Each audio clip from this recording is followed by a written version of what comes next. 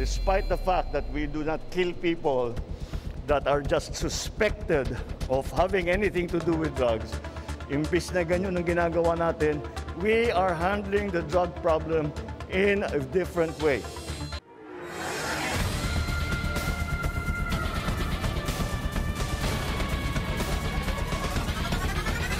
Bloodless na, effective pa. Para sa Pangulo, hindi solusyon ang patayan sa problema sa droga. Marami ang nasa kote, hindi pa bayolente. Umabot na sa bilyon-bilyon ang halaga ng drogang nakumpiska. Napuna tuloy ang madugong drug war ni FPRRD, ang kampanyang nauwi sa kasong crimes against humanity. Magandang gabi, ako po si Pinky Webb. Simulcast tayo sa DWAR Abante Radyo at 94.7 Mellow BFM. Ako naman si Willard Cheng. Mapapanood din tayo sa Beam TV 31, Signal Channel 24, Converge 74, Sky Cable Channel 33 at Samsung TV Plus. At ako si Corina Sanchez Rojas. Simulan na natin ang agenda.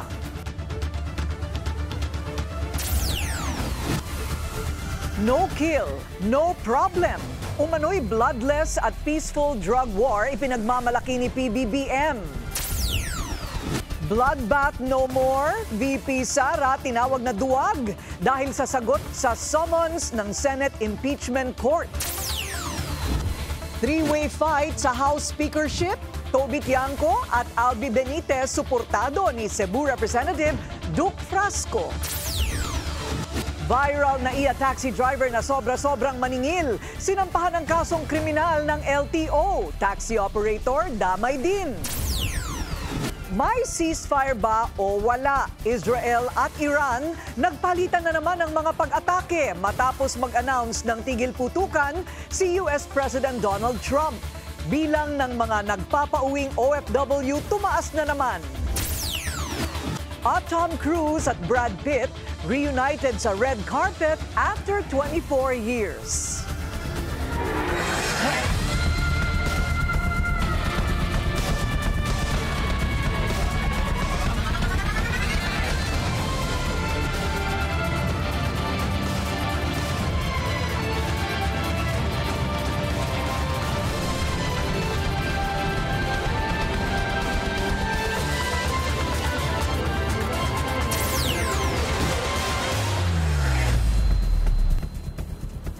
Bloodless. Ganyan ibinida ni PBBM ang kanyang kampanya laban sa iligal na droga.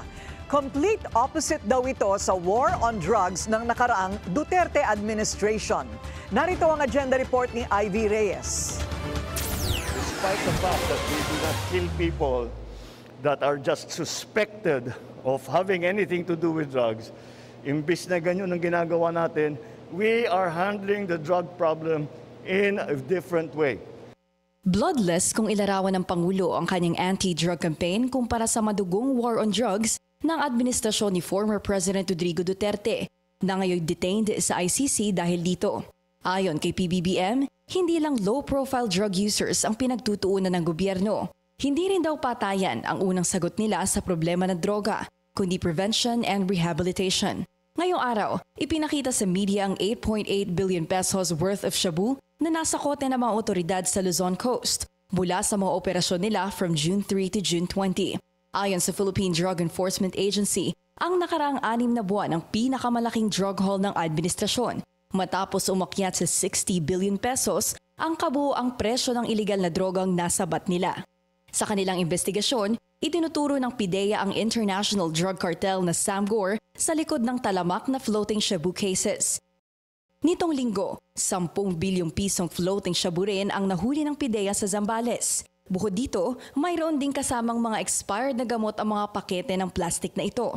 Ayon kay PIDEA Chief Isagani Nerez, mas maganda ang pamamalakad ng kasalukuyang administrasyon. Mas extensive ito ngayon is walang gaanong namamatay, pero ang laki ng mga nakukuhang volumes ng droga. I say with much confidence na noon, mas maraming namamatay pero kukunti yung nakukuhang volume ng droga. Yun ang comparison at yun ang data natin. Naluklok si Nerez sa PIDEA kung kailan aktibo ang ahensya sa investigasyon ng drug ties ng mga Duterte. Pagbibida ng Pangulo, bagamat focus sila sa mga drug addicts sa lansangan, peaceful ang gusto niyang atake sa laban kontra droga. Para sa agenda, Ivy Reyes, Billionaire News Channel. Arestado ang isang Korean national matapos mahulihan ng illegal na droga sa NAIA Terminal 2. Ayon sa PDEA, papunta sana ang Cebusi alias Han nang madiskubre ng mga otoridad ang hinihinalang ketamine na nagkakahalaga ng 7.1 million pesos. Binalot sa foil ang kontrabando at itinago sa plastic bag sa kanyang backpack. Nasamsam din ang iba pang mga gamit ng suspect kabilang ang kanyang passport, boarding pass at ilang bank cards bilang bahagi ng investigasyon. Isinalang na sa inquest proceedings ang suspect at mahaharap sa kaukulang reklamo.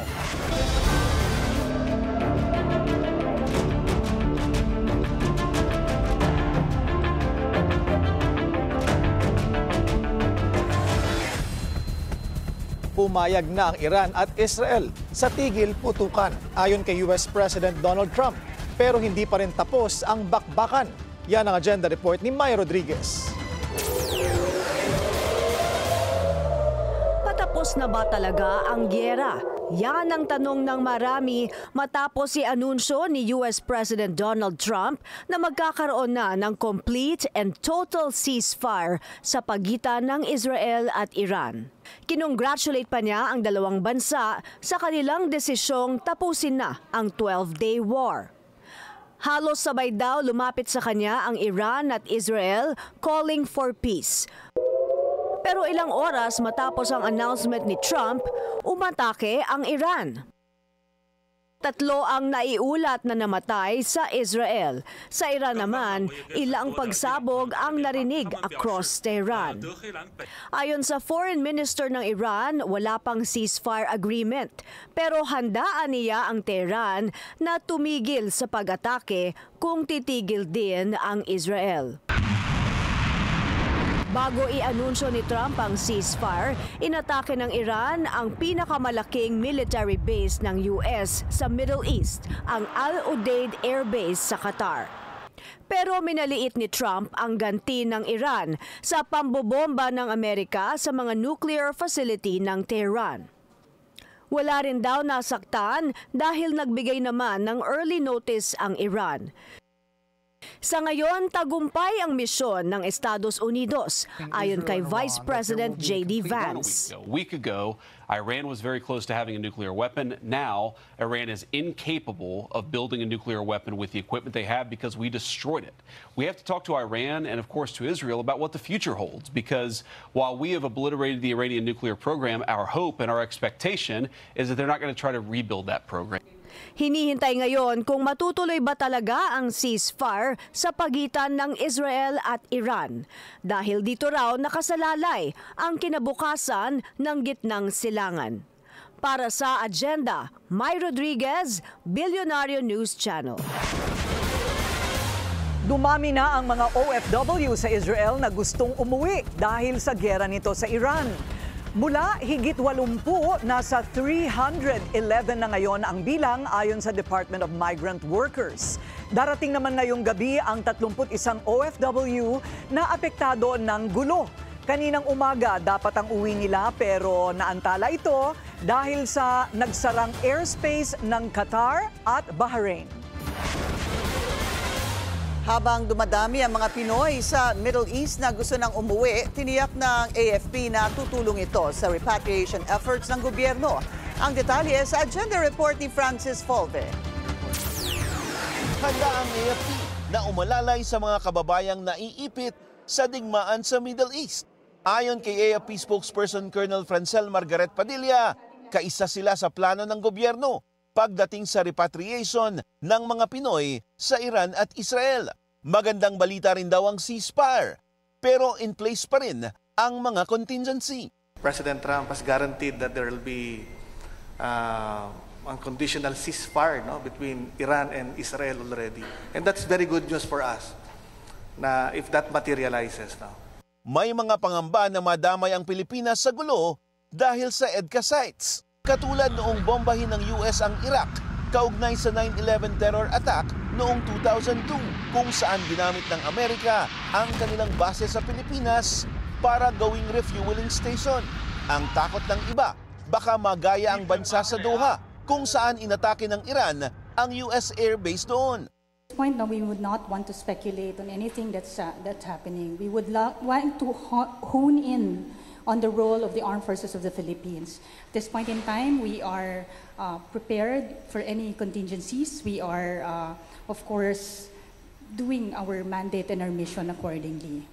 And all of this, ang pinaka-focus natin is yung repatriation to make sure that ang mga kababayan natin will come home safe.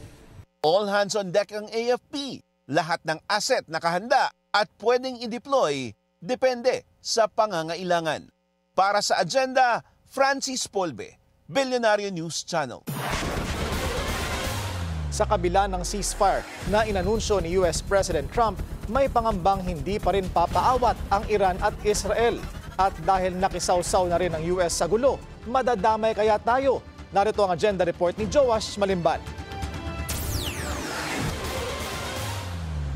You know, you bomb 3 places, 3 nuclear sites, and then suddenly you say, now let's stop peace. Yeah. Do you think the Persians, the Iranians is Ito ang pahayag ni former National Security Advisor at political analyst Clarita Carlos sa naging pambobomba ng Estados Unidos sa 3 nuclear sites ng Iran. Ayon kay Professor Carlos, highly improbable pero may posibilidad na mag-spill over ang nagaganap na digmaan sa pagitan ng Israel at Iran dahil sa direktang pangingialam ng US. Worst case scenario raw kasi ay kung pati ang ibang foreign superpowers ay mangialam sa digmaan, lalo na't close ally ng Iran ang China at ang Russia.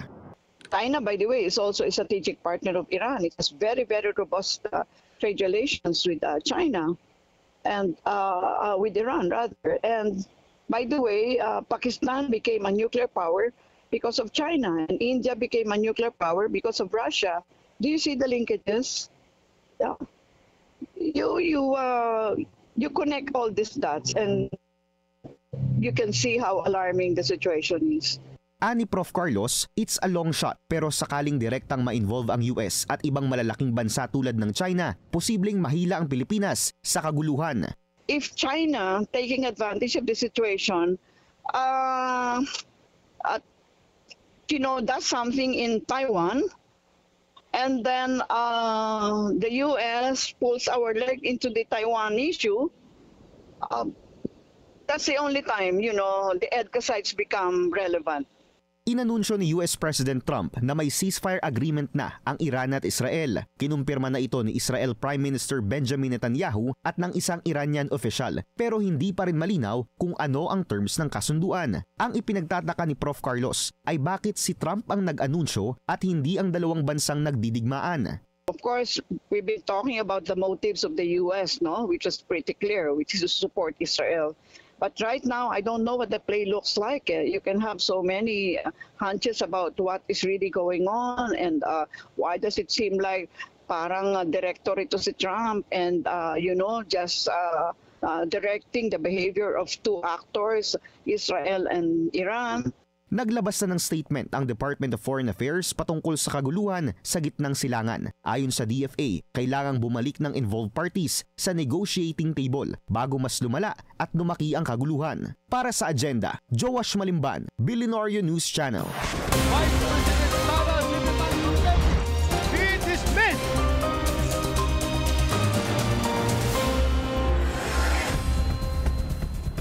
Matapang noon, ano na ngayon? Pinag-aaralan na ng Senate Impeachment Court ang sagot ni Vice President Sara Duterte sa writ of summons nito na nagpapabasura sa reklamo laban sa kanya. Para naman sa Kamara, naghahanap lang ng butas si VP Sara. Narito ang agenda report ni Hannah T. There's a crucifixion, there's blood. So it's a bloodbath. My bloodbath. What happened to wanting a bloodbath? Yan ang tanong ng abogadong si Jesus Falsis matapos maghain ng answer ad cautelam ang mga abogado ni VP Sara sa summons ng Senate Impeachment Court. Maging ang House prosecution, tila nagtaka rin. Una na kasing sinabi ni VP Sara na handa siya sa paglilitis at gusto niya ng bloodbath. Hindi ito yung bloodbath na inaasahan namin. Pero nonetheless, itutuloy namin ang paglalahad ng ebidensya sapagkat mahalaga na malaman ng sambayanan kung ano yung sakdal. 6 copies ang natanggap ng Clerk of Court kagabi na mula sa messenger ng Fortuna Nervasa and Salazar Law Firm. Babasahin pa ni Senate President Chis Escudero ang mga dokumento. Una nang nag-file ng entry of appearance ad cotelem ang 16 lawyers ni VP Sara sa impeachment. They're filing it with precaution. Yun naman ang Latin equivalent of the ad cautelam, meaning they're filing the pleading with caution. In their minds, they'd like to reserve some arguments, no? But in compliance with the order of the court, nag-file sila ng answer, but they're expressing that they're doing so with precaution. Sa sagot ni VP Sara, inargue doon na wala namang reklamong dapat sagutin dahil wala naman daw pinersent na articles of impeachment sa korte. Katunayan daw nitong June 10, sa botong 18-5, iniutos ng korte ang pagbabalik ng mga reklamo sa House of Representatives para kumpirmahing wala silang nilabag na 1-year bar rule o pagbabawal sa paghahain ng multiple impeachment complaints sa isang opisyal at dapat willing mag-pursue ang 20th Congress sa paglilitis. Una nang sinabi ng depensa na void na from the very beginning ang mga reklamo dahil unconstitutional ito. Not guilty ang plea ni VP Sara, but she's not backing down.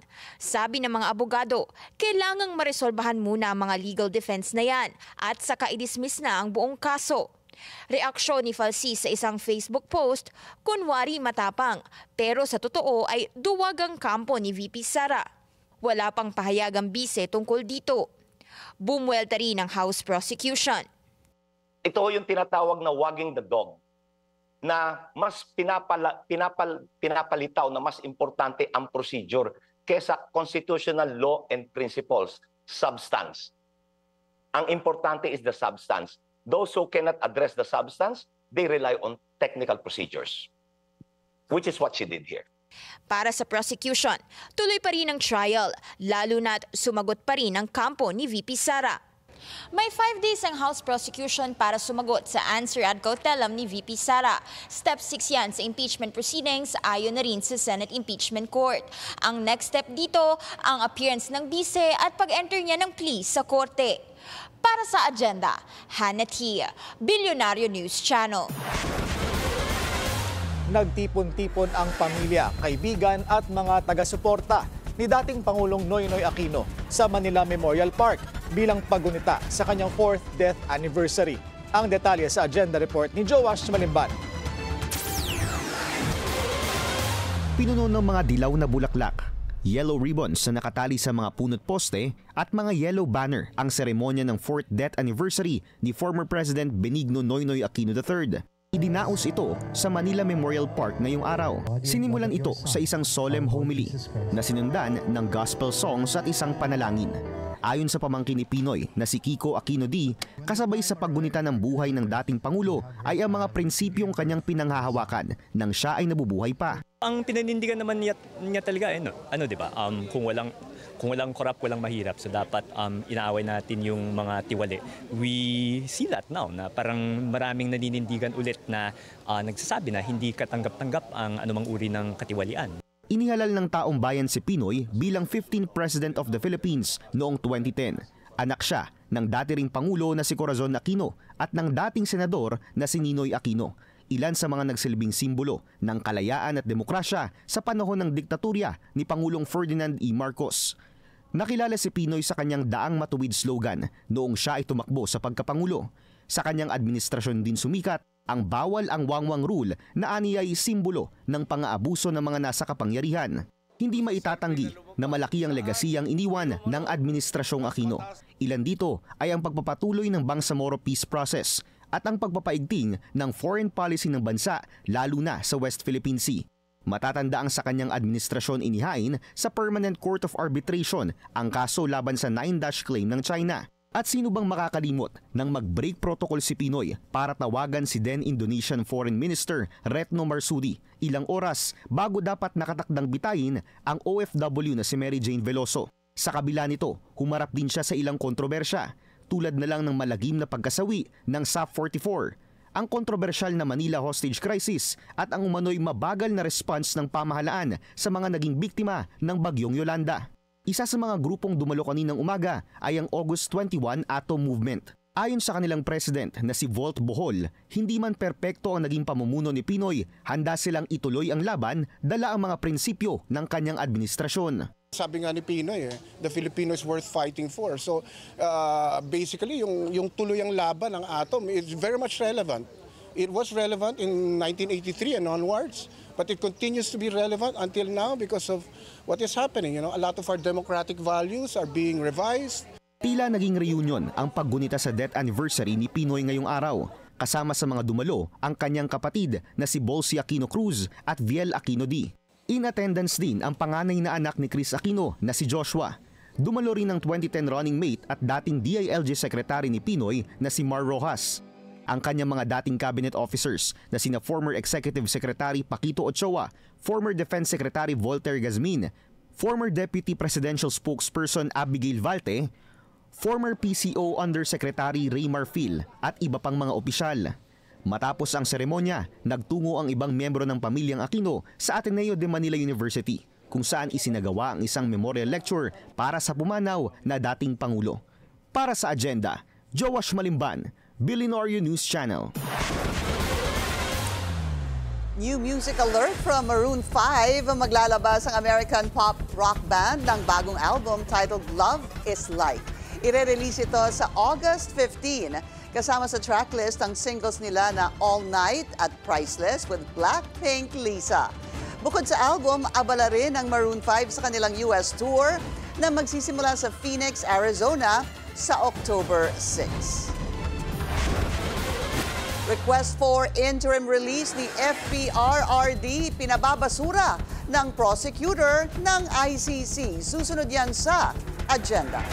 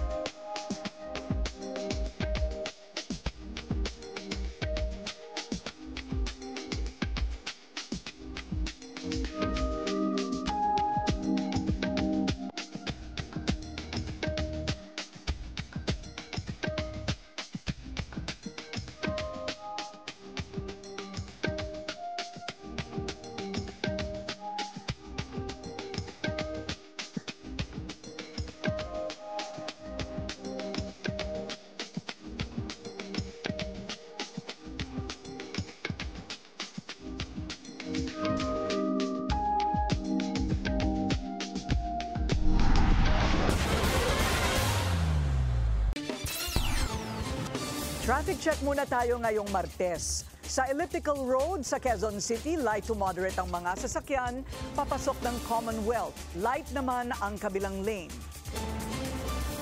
Mas pinalawak na ang listahan ng mga VAT-free na gamot para sa mga may hypertension, cancer, mental illness at iba pa. Isa itong good news para sa napakaraming Pinoy na araw-araw umaasa sa maintenance medicine. Narito ang agenda report ni Pierre Pastor. Niresetahan na si Eileen, 52 years old, ng maintenance medicine sa hypertension. Na mild stroke na kasi siya at kapag nagminti siya sa pag-inom ng gamot ay nag-iiba na ang kanyang pakiramdam. So may galaw ka na matatakot ka kasi parang feeling mo tutumba ka. So ngayon talagang kailangan talaga pag maintenance talaga hindi na siya kakalimutan.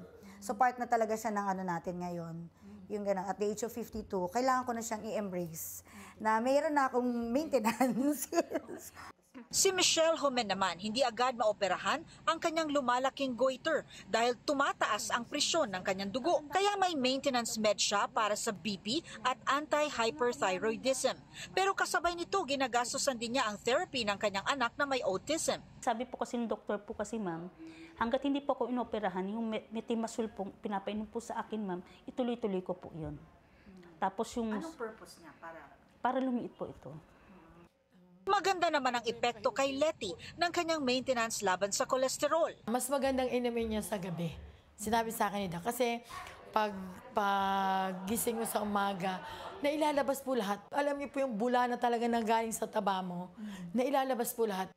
Ano man ang estado ng buhay, dagdag talaga sa gastusin kapag nagkakasakit. Pero may kaunting ginhawa dahil exempted na sa value-added tax ang 10 gamot kasama ang sa diabetes, high cholesterol, hypertension, ilang uri ng cancer at mental illness.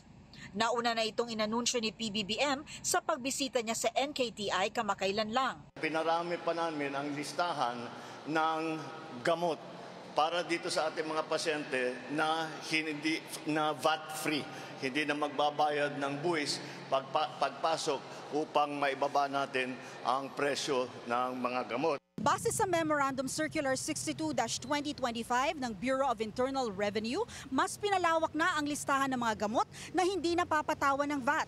Makikinabang dito ang dumaraming Pilipinong dumaranas ng non-communicable diseases gaya ng hypertension at chronic at nakamamatay na sakit gaya ng cancer. Bagaman maaari nang bumaba ang halaga ng ilang maintenance medicine, mas mainam pa rin kung walang masamang nararamdaman. Kaya't mahigpit na tagubili ng mga eksperto ang healthy lifestyle. Kasama rito ang pagpili ng tamang uri ng pagkain at ehersisyo. Para sa Agenda, Pierre Pastor, Billionario News Channel.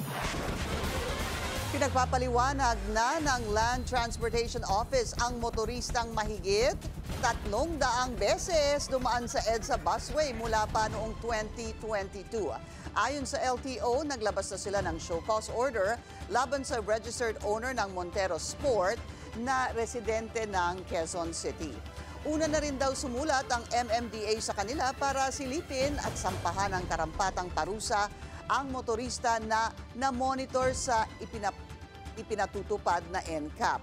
Nahaharap sa reklamong paglabag sa improper person to operate ang motor vehicle ang driver, habang paglabag naman sa compulsory registration of motor vehicles para sa may-ari ng sasakyan. Sinampahan na ng LTO ng kasong kriminal ang taxi driver at operator sa viral video na sobra-sobrang maningil sa isang pasahero sa NAIA.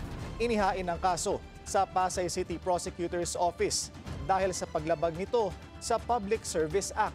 Lumabas din sa investigasyon na nakaregister ang sasakyan bilang private vehicle at hindi isang PUV at wala rin itong prangkisa. Una nang kumanta ang driver na may nangingikil umanong airport police sa kanya, kaya niya nagawa ang krimen. Sinibak na ng DOTR ang 5 airport police na umano'y nasa likod ng extortion scheme.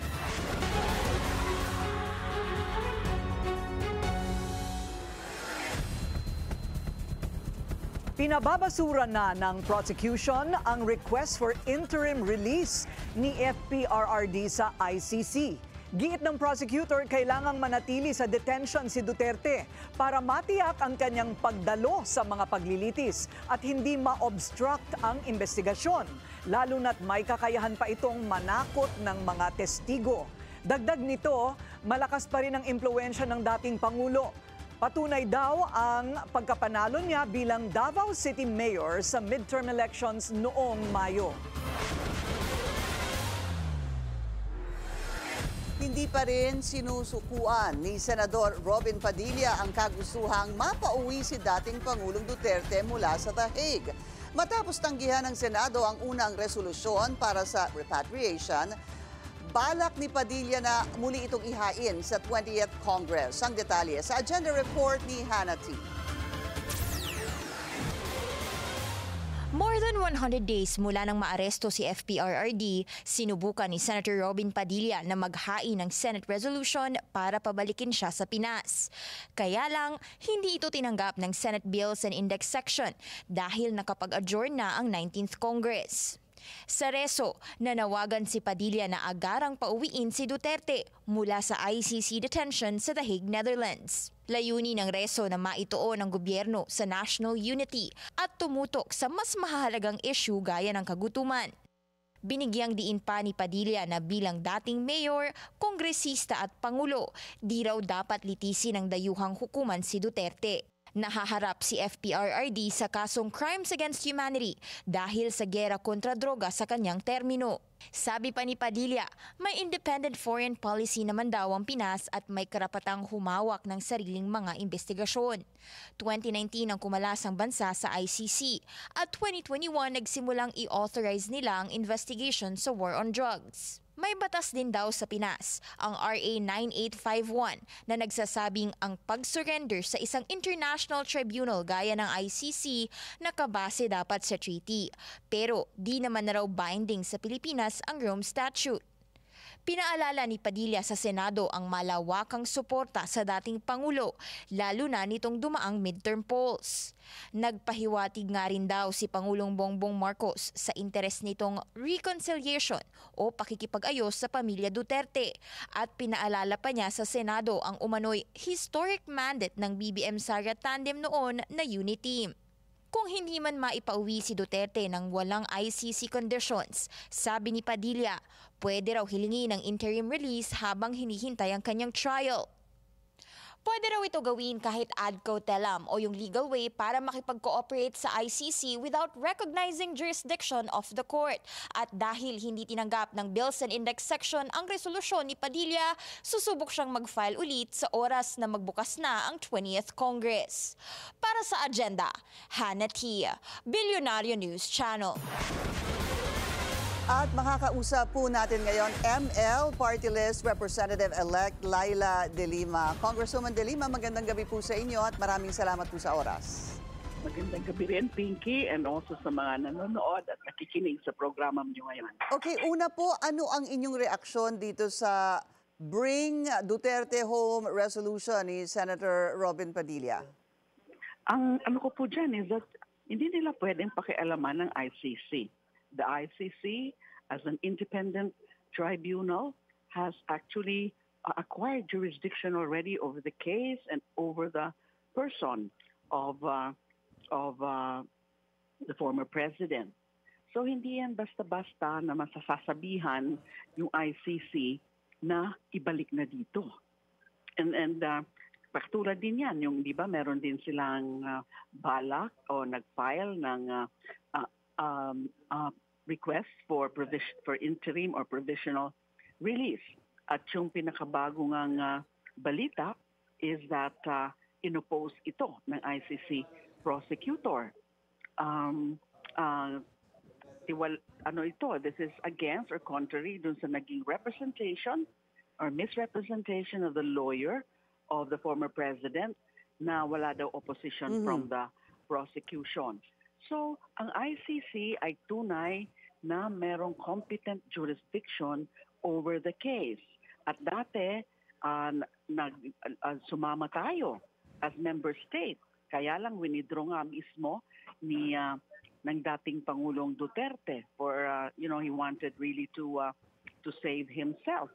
Kasi magsisimula na yung investigasyon or preliminary examination ng ICC prosecutor. So itong mga galaw na ito na naman, itong pag-file na yan ng motion or whatever it is, yung resolution na yan, na hindi nga tinanggap ng Bills and Index section ng Senate dahil nga nag-adjourn na si Nadia, yung 19th Congress, ay isa na naman ito sa mga sa mga steps na para palakasin muli at para maging mas yung kanilang mga propaganda na umiiwas ng accountability.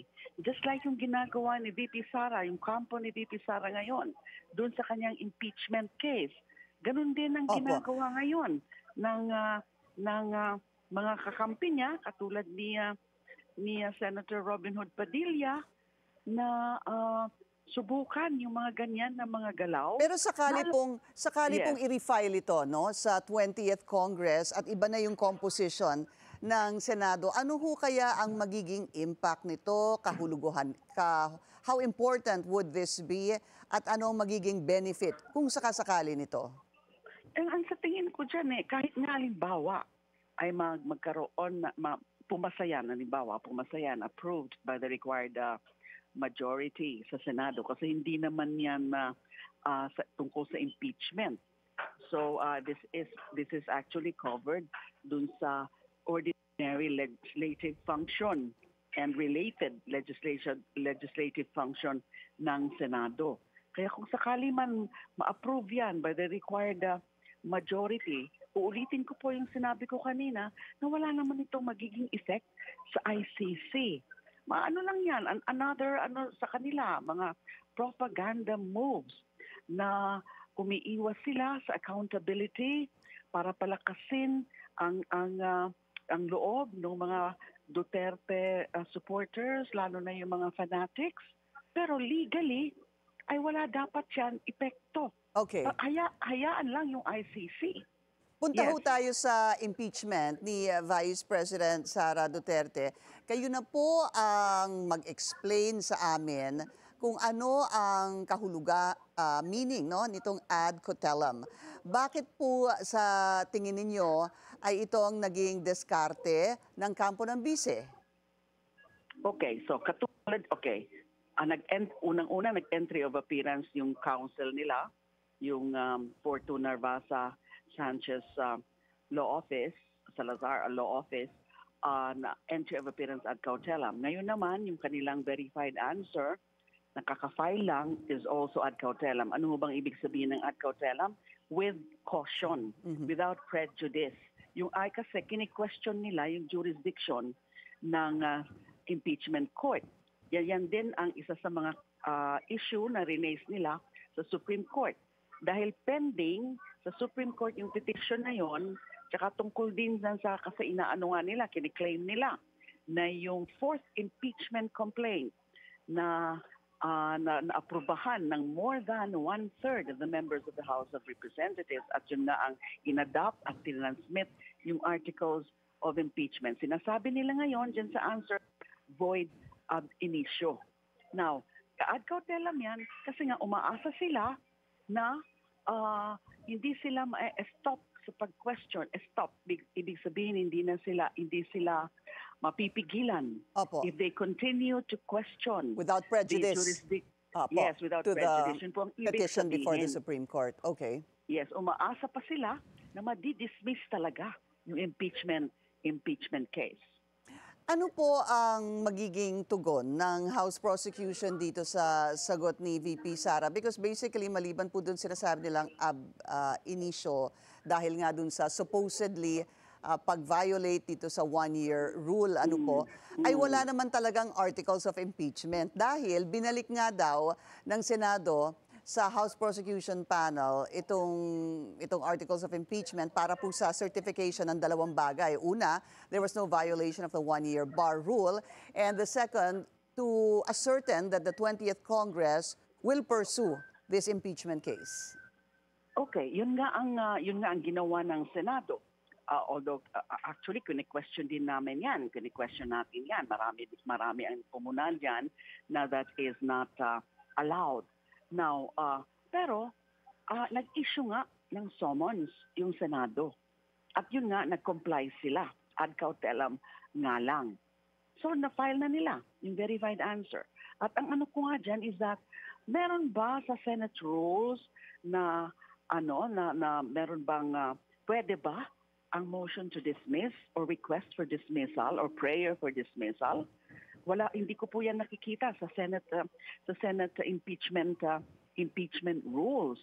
Na hindi dapat dinidismiss o walang option to dismiss because nga ang klaro is that kapag na-transmit na yung articles of impeachment at nagawa na, although yun na nga parang pinapabalik pa, although naman, di ba, yung naging move naman yung House of Representatives ay hindi nga nila daw tatanggapin kasi magpapaklarify muna sila ng defer acceptance. Things that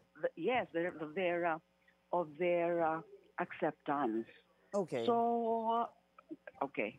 Pero go ahead, please. Ang lumalabas kasi, Congresswoman, marami naman ho tayong naririnig ngayon na hindi parte ng rules. For example, yung pong sinabing ang return to the House, that was never really part of the Senate rules as you mentioned a while ago. But dahil nagkaroon po ng motion, plenary rules ayon nga kay SP Cheese.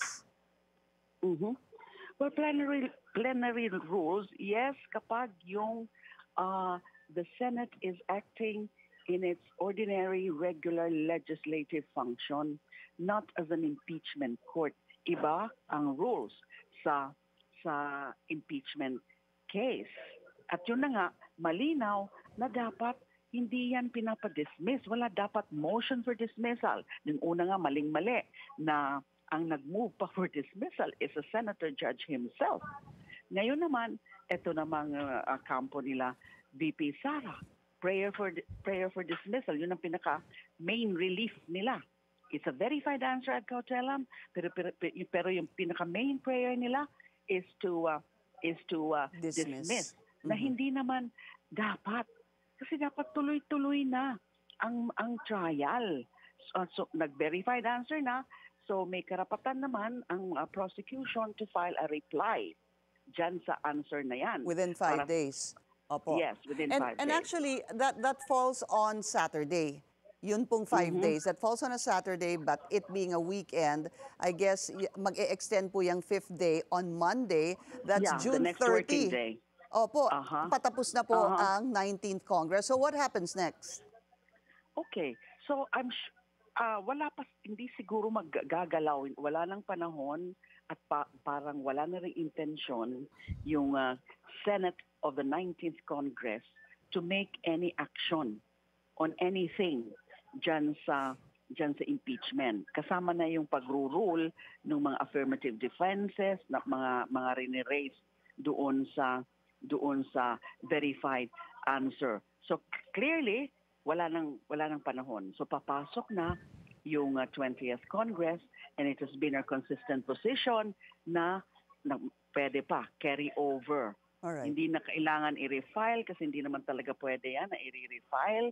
Otherwise, ay magiging violative nung 1-year ban. The Senate of the next Congress, of the 20th Congress, has the imperative duty to proceed with the case. So to pick up from the 19th Congress, where they left off. Stage na. All right. Yes. Tingnan po natin at hintayin natin ang update mula sa House Prosecution Panel sa kanilang magiging response dito sa naging sagot naman ng depensa ni Vice President Sara Duterte. Maraming salamat po sa inyong oras, ML Party List Representative-elect Laila De Lima. Thank you. It's a pleasure always. Good evening.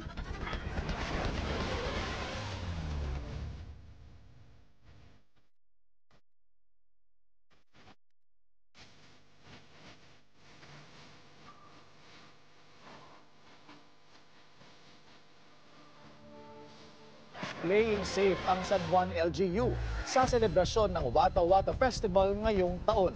Para iwas gulo, nagtakda ito ng tinatawag na basaan zone. Ang detalye sa agenda report ni Andrea Salve. Tulad ng inaasahan, masaya ang selebrasyon ng taunang Wata Wata Festival sa San Juan. Pero hindi katulad noong mga nagdaang fiesta, nilinis ng San Juan City Local Government ang mga kalsada mula sa mga nakaabang na residente para magsaboy ng tubig ngayong selebrasyon. Kasunod yan ng ordinansang ipinagbabawal ang basaan sa labas ng itinalaga nitong basaan zone. Ang Pinaglabanan Road, partikular na ang bahagi sa pagitan ng N. Domingo at P. Guevara. Ngayong taon, concentrated na lang sa isang area ang mga nais makiisa sa taunang tradisyon. Ang lalabag kasi, pagmumultahin ng 5,000 piso. Ginawa ito ng San Juan LGU para makaiwas sa kontrobersiya, kagaya ng binansagang si Boy Dila na nag-viral sa social media noong nakaraang taon. Noong nakaraang taon, imbes na yung tunay na essence ng Vesta po ang pagparating natin sa katutunan mamaya. Ang nangyari po, yung pumistahan natin ay naikot natin sa katuluhan. Limitado na lang din ang basaan sa 7 oras, mula alas 7 ng umaga hanggang alas 2 ng hapon. Ipinagbawal ang paggamit ng maruruming tubig, pag-akyat sa mga dumadaang sasakyan at ang sapilitang pambabasa sa mga motorista. Layo ng San Juan LGU na maibalik ang tunay na kahulugan ng kapistahan. Ang implementation po ng ordinansa ay nasa ayos lamang. Maximum tolerance, walang overkill sa implementation, walang gulo, walang away, walang pasasaktan, at dapat siyempre walang perwisyo sa ating tao. Kaya Kaya sa designated basaan zone, inilabas ng festival goers ang kanilang malulupit na dance moves na puno ng hiyawan at syempre ang tila walang katapusang buhos ng tubig. Sa pamamagitan nito, inaalala ng mga deboto ni St. John the Baptist ang biyaya ng kabinyagan. Meron din street dance competition na nilahukan ng iba't ibang barangay at syempre ang parada ng mga santong tao. Para tiyaking walang hindi ka nais-nais na insidente, nakakalat din ng mga pulis. Meron na ring Incident Command Center na direktang nakakatanggap ng reklamo mula sa mga bantay sa labas at loob ng basaan zone. Para sa agenda, Andrea Salve, Billionaire News Channel.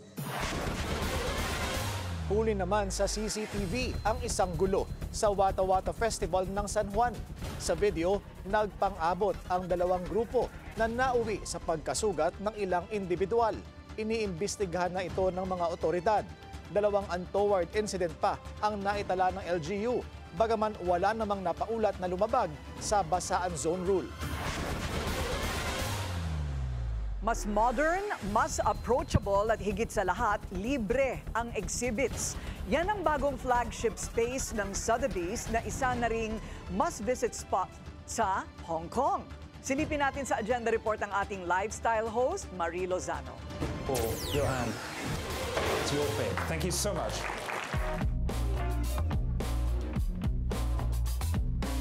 Sinabing Sotheby's, laging pumapatak sa isipan na dito nagaganap ang record-breaking auctions na umaabot ng milyong-milyong dolyar.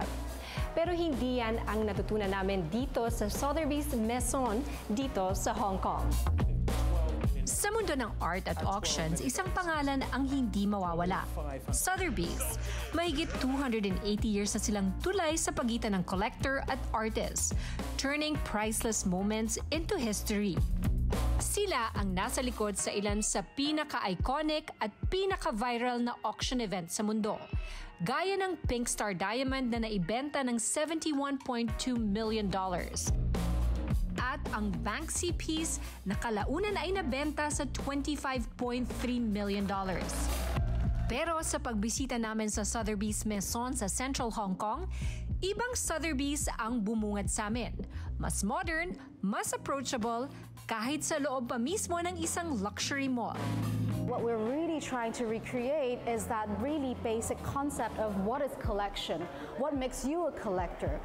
Just because I don't see the value, that doesn't mean that there are hundreds of people outside that actually see the value. And we're creating this platform where all the people that see that same value to gather here at the same time and share their interest and what they think about this and how they really feel passionate about it. At ang mga exhibits, libre. At ang artworks, hindi lang million-dollar paintings. May mga pieces dito na nagsisimula sa 5,000 Hong Kong dollars o mahigit sa 36,000 pesos. What? Are you serious? I can buy something. Exactly. I can buy something from Sotheby's? Exactly. Wow. Which is, you know, a unique art piece, Yes. not an edition, but also something that is maybe on the million kind of like cost range, which is much more closer to what we think traditionally as an art piece price. Wow. But the range is super huge and wide. Maraming artists ang tampok dito, kabilang ang mga Southeast Asian greats tulad ni Le Po at ang iconic niyang Mother and Child. Meron ding viral art tulad ng Labubu ni Casing Long na una nang pina-auction ng Sotheby's noong pandemic. Ngayon taon, ang kanyang PVC figure na 3 Wise Labubu ay nabenta ng mahigit 1.4 million pesos, 3 times more than the estimated price. Pero hindi lang artworks ang makikita sa Maison. May sarili itong grotto, isang dimly lit immersive space na para ring pinaghalong museum at performance space. Mula sa Buto dancers hanggang dinosaur bones ang theme, cultural curation with a twist. Mula high-profile auctions hanggang pop culture collectibles, Sotheby's is evolving. Mas maraming kwento, mas maraming pagkakataon. At sa panahon ng digital collecting, baka ikaw na ang susunod na winning bid. Para sa Agenda, Marie Lozano, Billionaire News Channel, Hong Kong. Abangan ang Sotheby's at iba pang adventures ni Marie sa second edition ng The Lifestyle Labs Hong Kong Experiment bukas 8:30 p.m. dito sa Bilyonaryo News Channel. Three-way fight sa House Speakership namumuro sa 20th Congress. Susunod yan sa agenda.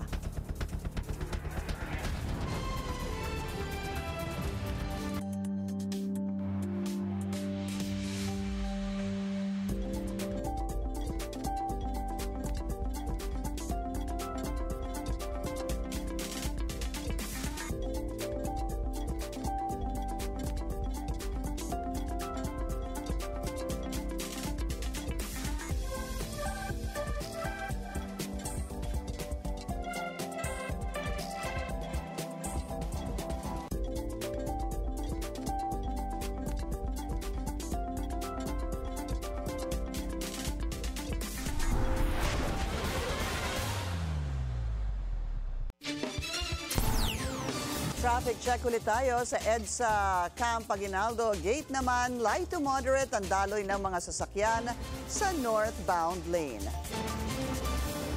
Sa kabila ng sigalot sa Middle East, tiniyak ng Energy Department na minimal ang epekto nito sa ating ekonomiya. Yan ang agenda report ni Ivy Reyes. Hindi dapat mabahala ang mga Pilipino sa sigalot sa Middle East. With all those considerations, I don't have the numbers here, but the impact is so minimal to our economy that doesn't seem alarming as of now. Basta hindi lang siya aakyat ulit or the conflict worsen. Sakaling umakyat ang presyo ng langis, handa raw kasi ang gobyernong ilabas ang contingency fund o subsidy nito na nagkakahalagang 2.5 billion pesos mula sa Department of Transportation at 600 million pesos para sa mga farmer at fisherfolk. Sa pag-uusap din ng economic managers kahapon, nangako raw ang Clean Fuel na magbigay ng 1 peso discount per liter sa mga motorista kung kailangan talaga ng gobyerno ng tulong mula sa mga oil company. Bunsod ng inanunsyo ni US President Trump na ceasefire sa pagitan ng Israel at Iran, bumaba na rin sa $69 per barrel ang presyo ng langis ngayong umaga. Ibig sabihin, kumalma na ang industriya. Napakiusapan na rin ng gobyerno na mag-stagger ng oil price hike ang mga kumpanya. Kaya imbes na isang bagsakan ng 5 peso per liter increase, hinati ito sa 2 araw. Napagkasundoan na staggered at 2.60 pesos ang taas ngayong araw June 24 at sa June 26. Sa ganitong paraan, makapaghahanda raw ang mga motorista. Para sa agenda, Ivy Reyes, Billionaire News Channel. Pinuntirya ni VP Sara ang pag-deploy ng US missile system sa Pilipinas sa huling bangayan nila ng Malacanang. Bagamat tahimik lang ang AFP, hindi naman ito pinalampas ng isang think tank. Ang detalye sa agenda report ni Francis Volve. Saan ba gagamitin yung missile? Tanong yan ni VP Sara nang punahin niya ang foreign policy ni PBBM. Ayon sa bise, hindi dapat pinayagan ang deployment ng missile system ng Amerika na alam naman daw na kinaiinisan ng kalaban nito na China. Wala naman daw kasing kinalaman ng Pinas sa girian ng Washington at Beijing. That is not independent foreign policy. Yung problema natin sa West Philippine Sea do not make up our entire relations with China. And so therefore, there is no reason for you to lean towards the US. You have to always stay in the middle because you are not a part of the bigger conflicts.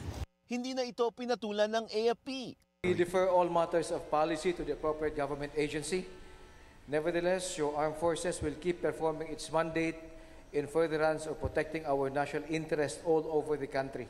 Hindi naman natuwa ang Strat-Based Institute sa mga pahayag ng pangalawang Pangulo. Wala naman daw kasing kinikilingan ng Pinas sa isang geopolitical contest. Dagdag ng Strat-Base, nakakabahala rin ang mga hirit ng BP dahil tila sinasang-ayunan nito ang narrative at propaganda ng China. Tanong ng think tank, bakit tahimik si Duterte sa pambubuli ng China, lalo na sa mga mangingisdang Pinoy sa West Philippine Sea?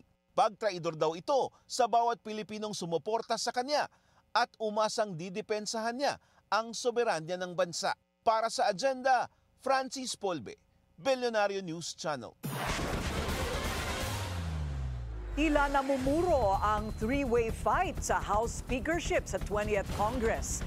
Bukod kay incumbent House Speaker Martin Romualdez, umuugong din ang mga pangalan ni na Congressman Toby Tiangco at Albi Benitez. Ang detalye sa agenda report ni Joan Manalo. Si Cebu 5th District Representative Duke Frasco mismo ang muling nagpalutang ng ilang pangalang posible raw tumakbong speaker sa 20th Congress. Yan ay sina Navotas Congressman at Alyansa Campaign Manager Toby Tiangco at Negros Occidental Congressman-elect Albi Benitez. Pero naging matunog din ang pangalan ni Frasco na kamakailan lang ay sinamahan si PBBM sa World Expo 2025 sa Osaka, Japan. Dahil dito, naging usap-usapan ang pagnanais daw ni Frasco na maging House Speaker. Pero agad niya itong pinabulaanan. Dagdag niya, nananatili siyang nakafocus sa pagsuporta sa agenda ng Pangulo at tumulong para makamit ang national unity at development. Nanindigan din si Frasco na nararapat maging united at proactive partner ang Kamara sa paghahatid ng meaningful at lasting change para sa mga Pilipino. Kung kaya't ang sinusuportahan niya raw para maging susunod na House Speaker ay si Tiangco o Benitez. Matatanda ang inexpel ng National Unity Party si Frasco dahil sa hindi niya pagpirma sa isang manifesto of support para kay Romualdez. Ayon kay Frasco, ang kanyang naging desisyon ay hindi para magkagulo. Naniniwala lang daw siya na the House of Representatives can do better. May shared frustration na raw kasi among Visayas and Mindanao congressmen sa pamumuno ni Romualdez. Pero taliwas ito sa paniniwala ni House Secretary General Reginald Velasco. I think it will be Speaker Martin Romualdez again, no? Based on the pledge of support that he has received so far. Based on reports kasi, the Speaker Romualdez has received signed pledges of support, I think 285 already, of the incoming Congress. So nobody can beat that at this time. Sa kabila ng lahat ng ito, sa aktwal na halalan pa rin daw malalaman ang totoong pulso ng Kamara. Nakatakdang pumili ng bagong House Speaker ang mga mambabatas sa first session day ng 20th Congress sa July 28. Para sa Agenda, Joan Manalo, Billionario News Channel. Hindi lang daw sa katawan mararamdaman ang epekto ng obesity o yung labis na katabaan. Batay sa pag-aaral, damay dito ang ekonomiya ng bansa. Ang detalye sa Agenda Report ni Sujin Kim.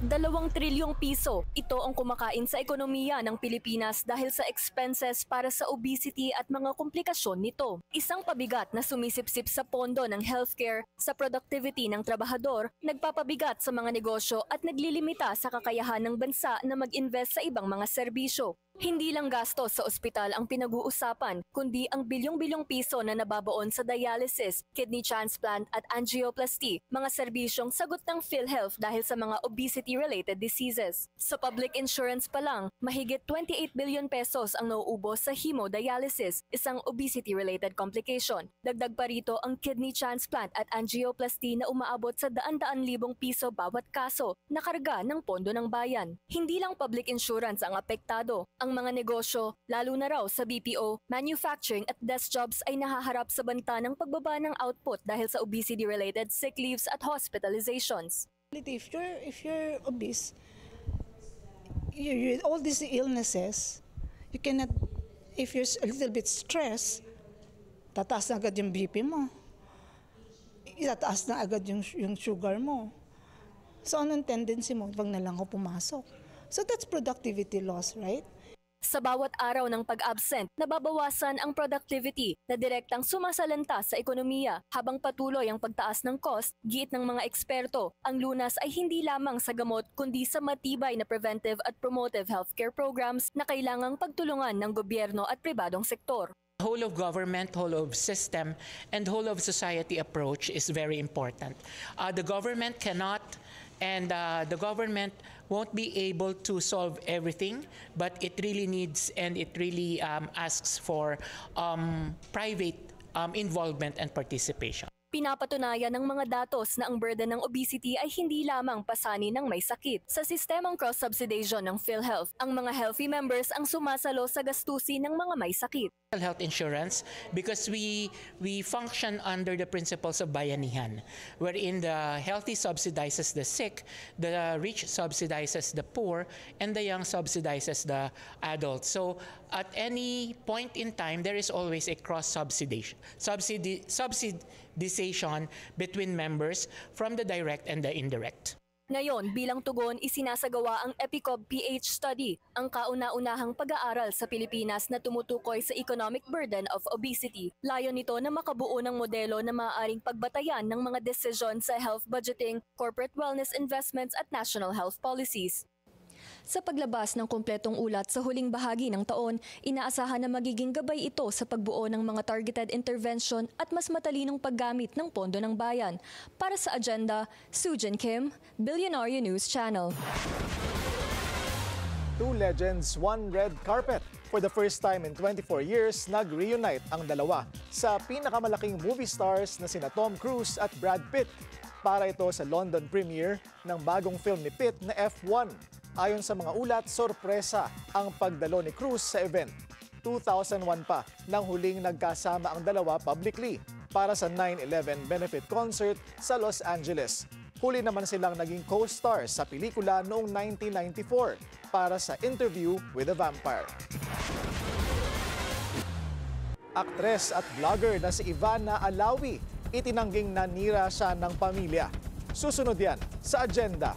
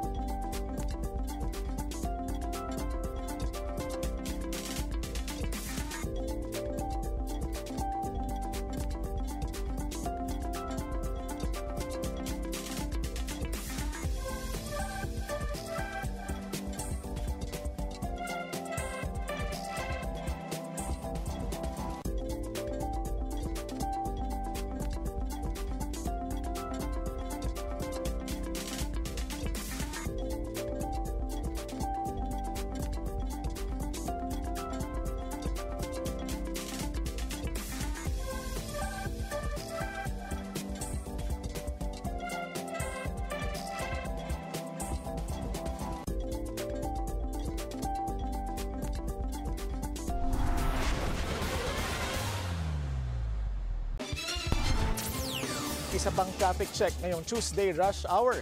Sa Marcos Highway SM Marikina, moderate ang daloy ng mga sasakyan sa eastbound lane. Light naman ang westbound lane. Tumama ang malakas na lindol sa Davao del Sur kaninang umaga.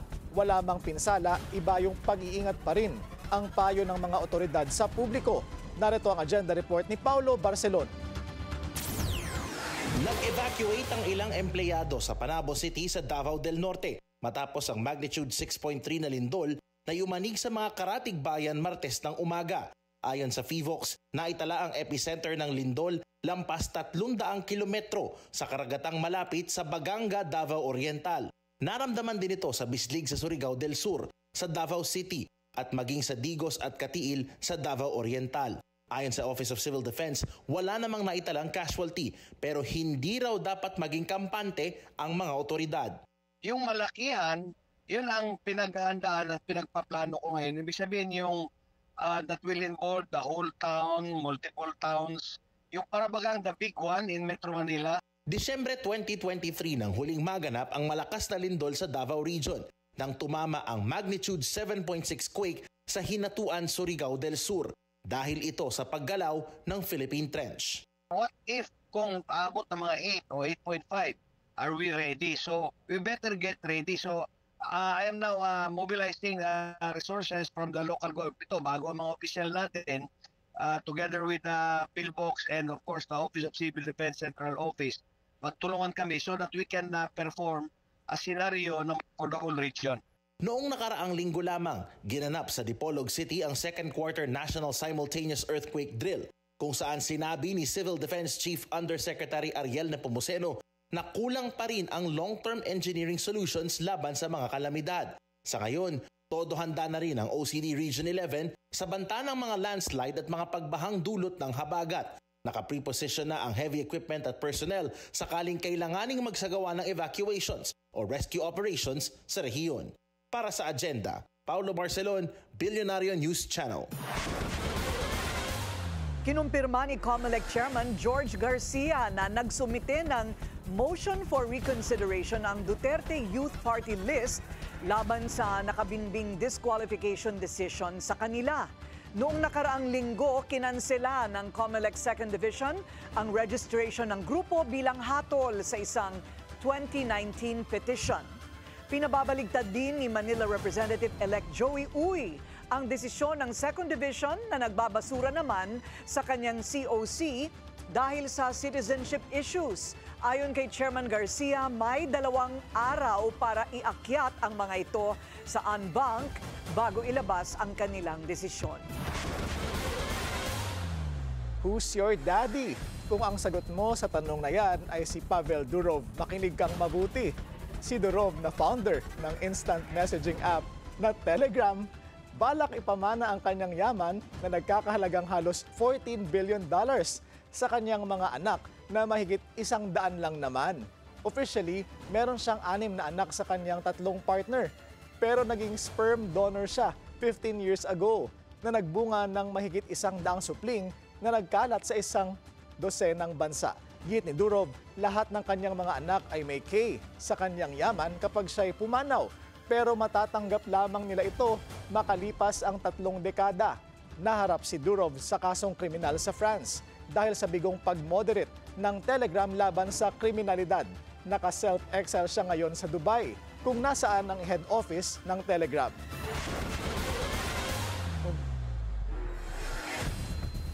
Tila may sagot na ang aktres at vlogger na si Ivana Alawi sa alegasyong naging kabit siya ni Bilyonaryo Congressman Albi Benitez. Sa kanyang latest vlog, tahasang itinanggi ni Ivana na nanira siya ng pamilya habang naka-lie detector test. Ikaw ba ay nanira ng pamilya? No. Hindi ako pinalaking manira ng pamilya. I respect family kasi kami nga broken family. No, tapos maninira ako ng family. Sira ulo ka pala eh. Okay.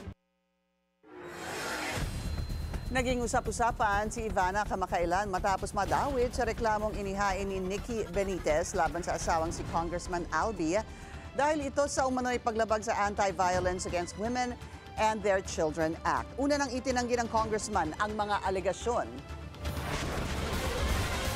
Catherine Bernardo at Alden Richards itinanghal na phenomenal box office king and queen. Susunod yan sa Agenda.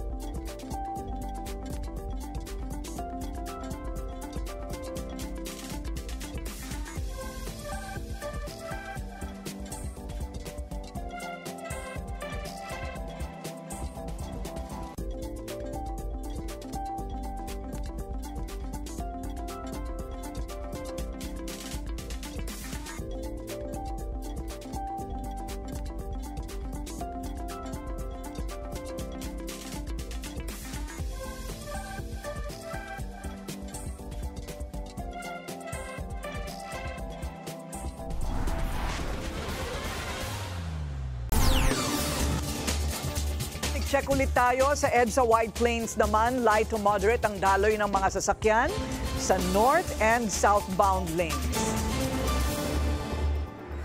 Ginugunita ngayong araw ang 454th founding anniversary ng Maynila. Bilang bahagi ng selebrasyon, isinagawa ang isang mega job fair na may alok na libo-libong trabaho. Ang detalye sa Agenda Reporting Andrea Salve. Hapon na pero pabugso-bugso pa rin ang dating ng mga Manilenyong naghahanap ng trabaho sa mega job fair na handog ng Peso Manila ngayong araw ng Maynila. Isa sa mga pumila ang anak ng retired teacher na si Ma'am Gladys Manalili. Matyaga niya itong hinintay habang nag-a-apply ng trabaho bilang IT. Nakita ko sa social media na merong job fair dito, no? So sabi ko sa anak ko, itry lang namin mag-apply, baka sakali makahanap ng trabaho.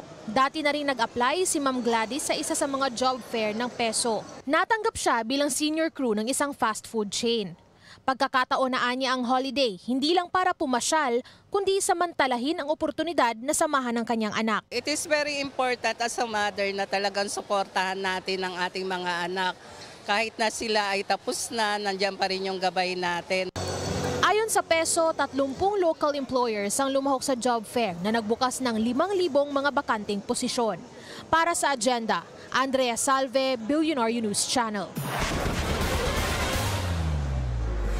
Original Filipino music takes center stage sa malakihang festival sa Paris, France. Higit 30 Pinoy musicians ang hinangaan ng mga local at turista. Narito ang agenda report ni Dick Villanueva. It's summertime in France at kasabay nito ang taunang selebrasyon ng Fête de la Musique o Music Festival sa bansa. Nakaugalian na sa tuwing sasapit ang naturang okasyon, lahat ng sulok ng kalye, plaza, bar at restaurant ay sari-saring musikang maririnig, maging ito ay live band, DJ mixer o di kay mga nakasakay sa train na kumakanta. Nagsimula ang Fête de la Musique noong June 21, 1982 ng Ministry of Culture sa France upang bigyan ng daan ng mga professional at amateur musicians at ito ay ginaya na rin ng mahigit 120 bansa sa iba't ibang panig ng mundo. Isa sa mga dinarayo ng mga lokal at turista ay ang Igor Stravinsky Square sa Port District ng Paris na kung saan ito ang lugar ng mga Pilipino artist na nagsasagawa ng konsyerto. Mahigit 30 Pinoy musicians na nagpamalas ang kanilang galing sa pagkanta. Kaya naman hindi mahulugan ang karayom sa dami ng mga dumalo upang makisaya at sumabay sa mga original Filipino music na lalong gumawa ng mas matinding ingay sa lugar. It's my second time. Very good atmosphere to see all these Filipinos in Paris. It's really at home. Ito na ay 18 taon na paglahok sa Fête de la Musique ng grupong Pinoy Jam sa Paris na nagbibigay ng saya hindi lamang sa mga OFW, maging sa lokal at mga dayuhang turista. Taon-taon nagle-level up ang selebrasyon ng Fête de la Musique at syempre naman, level up din ang talentong pinakikita ng mga musikerong Pinoy. Para sa agenda, Dick Villanueva, Billionaire News Channel, Paris, France. The party just got started. Dinagsa ng higit 3,000 fans sa France ang tour kickoff ng Black Eyed Peas. Throwback feels ang hatid ng sold-out show kung saan kinanta ng grupo ang kanilang timeless hits. Kabilang dyan ang Where's the Love, Let's Get It Started, and I Got a Feeling na sinamahan pa ng magarbong fireworks display. Game na game na nakijump and sing-along ang mga fans na alam ang mga lyrics by heart. You know, after 9/11, we made Where's the Love and Let's Get Started. After the recession and the housing crisis, we did I Got a Feeling. After COVID, we did Mamacita, Girl Like Me, and Vida Loca. And so, you know, we're going to respond. Magko-concert din ang Black Eyed Peas dito sa Pilipinas sa August, their first in nearly 14 years. Kathden fans rejoice dahil big winner sina Catherine Bernardo at Alden Richards sa 53rd Box Office Entertainment Awards. Itinanghal ang Hello, Love Again co-stars na phenomenal box office king and queen of Philippine cinema. May reason din to celebrate ang Don Bell fans. Paparangalan bilang Prince of Philippine Entertainment si Donnie Pangilinan habang Princess of Philippine Entertainment si Bel Mariano. Si Kim Chiu at Paolo Abelino naman nanalong Most Popular Love Team. Gaganapin ang awards night sa June 28. Dahil sa laruan, instant bilyonaryo agad. Ganyan ang nangyari kay Pop Mart CEO Wang Ning na kumita ng $1.6 billion in a single day. Ang dahilan, ang napakasikat na Labubu dolls. Hango ang cute na collectible sa karakter sa The Monster series na ginawa noong 2015. 2019 naman nang nagkaroon ng license agreement ang illustrator nito sa Chinese toy company na Pop Mart. Isa sa mga nakikitang dahilan ng Labubu craze ay ang pagbenta nito bilang blind box o yung may pa-unboxing na surprise na design. Mas sumikat pa ang Labubu noong April last year nang i-post ito ni Blackpink Lisa sa IG. Since then, marami na ring artista ang nahumaling at spotted with Labubu tulad ni Rihanna, Kim Kardashian at David Beckham. Maski si Brad Pitt at iba pang cast ng bagong F1 film, naki-unboxing na rin. Sa video na pinost ng Warner Brothers, kita ang tuwa at excitement nila nang makita ang kani-kanilang surprise Labubu.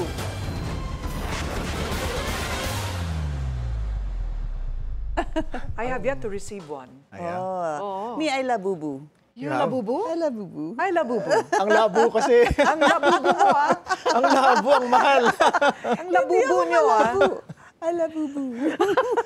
Buti pa si Pinky Sweet. Ikaw talaga. Ang labo. Negative mo, ah. Ang Labubu mo, ah. Ang mahal kasi. Oo. Wow, hindi ko akalain na yung founder pala ng Telegram is such a looker. Grabe, ah. Yeah, 100 kids. Naisip nga kita kasi kailangan daw may K. Ang alin? Kasali ka doon. Ang alin? Yung bibigyan niya ng ano, Mana. diba? Similia? Ng mana, oo. Anong mana? Okay. Similia. Kasi nagdo-donate siya ng similia niya. Oo. Kaya ang dami na ngayong mga pogi na matatalinong nagkalat sa buong mundo. Wow. Well, it's an idea for the younger ones. Hindi ba? Paano mo kaya hahanapin ang kanyang similya? Hindi ba? Hindi ba? Nakapangalan siguro sa Hulaan mo. You know, you can find those in sperm banks, I suppose, in Russia. Ah, ganun ba? Bakit doon? Ha? In Russia? Oo. Russia is very much known for surrogacy. I see. Surrogacy. Okay. You can go to a sperm bank and choose, may profile pa ng donor. Yeah. Oo. Nationality, gano'n, Nationality, etc. IQ, health, Wow. yes, health concerns, history, gano'n. Wow.